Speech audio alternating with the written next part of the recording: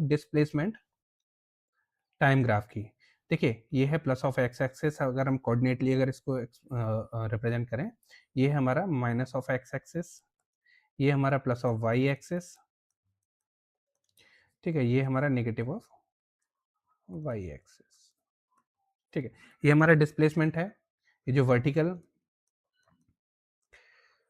Vertical axis पे जो represent हो रहा है वो हमारा डिस्प्लेसमेंट है, और जो हॉरिजॉन्टल पे हमारा रिप्रेजेंट हो रहा है वो हमारा टाइम, ठीक है।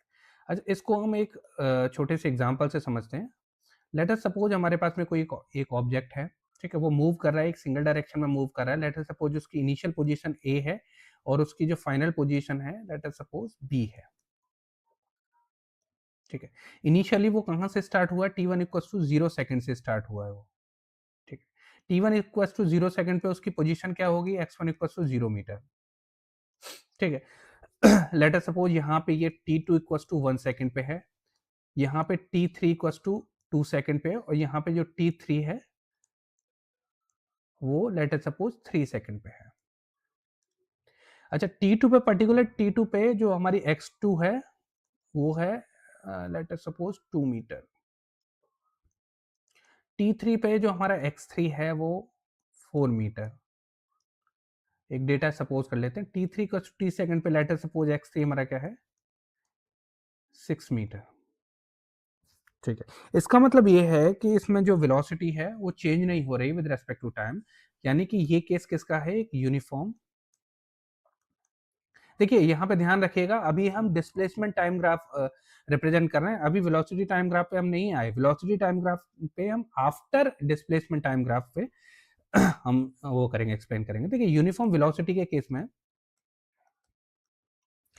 ये यूनिफॉर्म वेलोसिटी से मूव कर रहा है, तो देखिए सबसे पहले ये हम रिप्रेजेंट करेंगे, लेट अस सपोज 0, यहाँ पे ये 0 पे है, 0,0 पे, ये 1, ये 2 सेकेंड एंड ये 3 सेकेंड, ठीक है। ये जो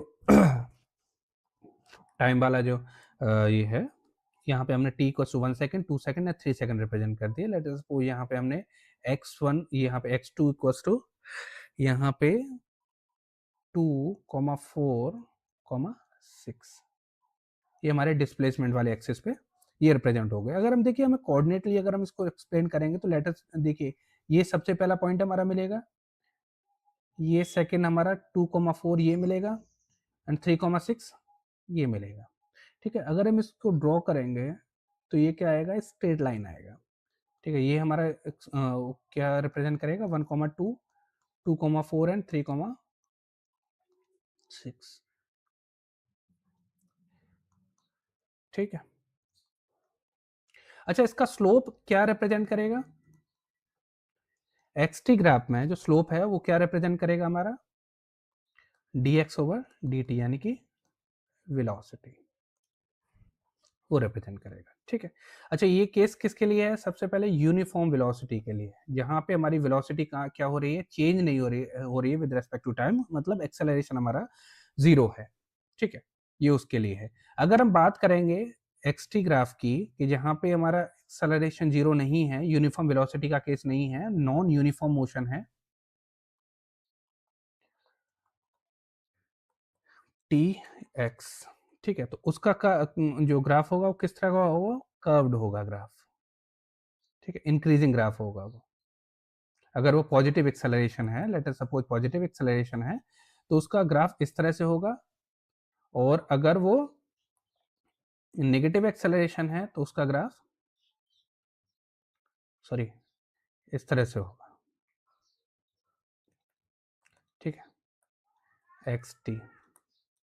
अच्छा, इसके किसी भी एक पर्टिकुलर पॉइंट पे अगर हम देखेंगे तो वो क्या क्या चीज क्या रिप्रेजेंट करेगा, इंस्टेंटेनियस वेलोसिटी रिप्रेजेंट करेगा। अगर हम इसके किसी भी एक पर्टिकुलर पॉइंट पे टेंजेंट अगर ड्रॉ करेंगे, ये किसी भी पॉइंट पे अगर हम टेंजेंट ड्रॉ करेंगे तो क्या रिप्रेजेंट करेगा, इंस्टेंटेनियस वेलोसिटी, ठीक है, इंस्टेंटेनियस वेलोसिटी, ठीक है। ये तो बात थी हमारी किसकी,